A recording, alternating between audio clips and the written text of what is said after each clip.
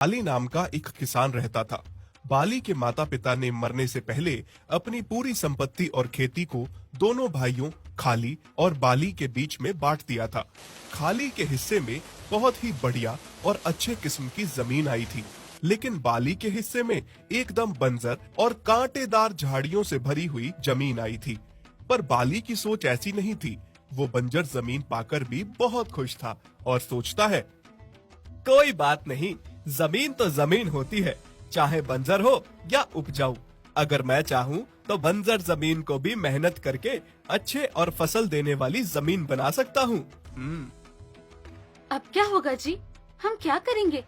हमारे हिस्से में तो बंजर और झाड़ियों वाले खेत आए हैं। वहीं आपके बड़े भाई के हिस्से में सारी की सारी जमीन उपजाऊ आई है। हमारी तो फसल ही नहीं बनेगी। तुम चिंता क्यों करती हो भाग्यवान? मैं हूँ ना, मैं सब ठीक कर दूंगा। मेरी बंजर जमीन भी उपजाऊ जमीन हो जाएगी, बस धीरज रखो।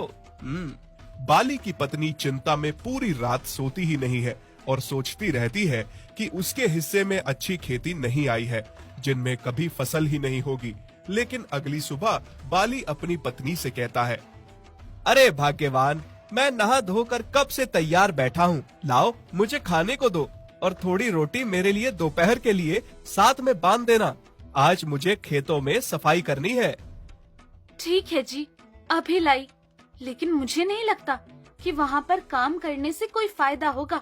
आज तक जिस जमीन में कभी कुछ उगाया ही नहीं, उसमें अब कैसे फसल उगेगी?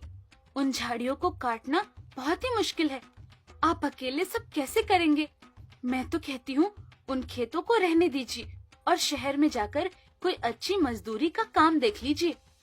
बाली अपनी पत्नी को समझाता हुआ कहता है कि वो उस पर भरोसा रखे। फिर उसके बाद बाली अपने साथ दोपहर का खाना बांध कर ले जाता है और खेत में जाकर काम करना शुरू कर देता है। फिर अपने हथियार से कांटेदार झाड़ियों को काटना शुरू कर देता है। बाली बड़ी ही सरलता से और आसानी से झाड़ियां काट रहा था। वो बिना अपना समय गवाए लगा हुआ था। उन कांटेदार झाड़ियों को काटते काटते बाली बहुत थक चुका था, लेकिन फिर भी हार मानने का नाम नहीं ले रहा था, क्योंकि वो जानता था कि उसे सारे खेतों को साफ करके उपजाऊ बनाना है। कुछ कांटे उसके पैरों में चुभ रहे थे, कुछ उसके हाथों में, और कई जगह तो कांटे ऐसे थे जहाँ से बाली अपना एक पैर उठाकर दूसरी जगह नहीं रख सकता था।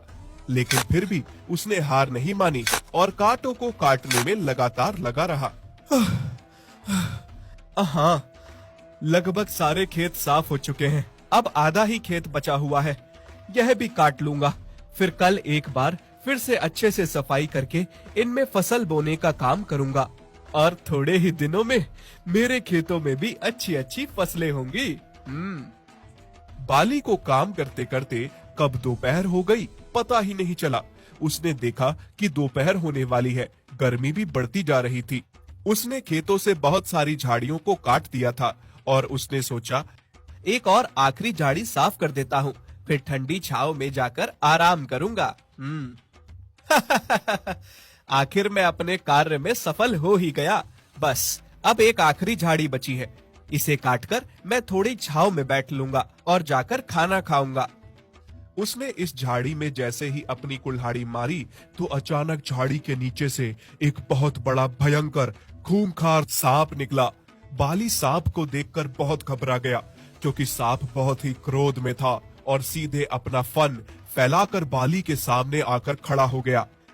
अरे अरे बाप रे, ये तो बहुत ही बड़ा और भयंकर सांप है और बहुत क्रोधित भी लग रहा है। शायद ये धूप सेकने के लिए झाड़ियों में आया है। ऐसा करता हूँ, छांव में जाकर बैठकर थोड़ा आराम कर लेता हूँ और खाना खा लेता हूँ।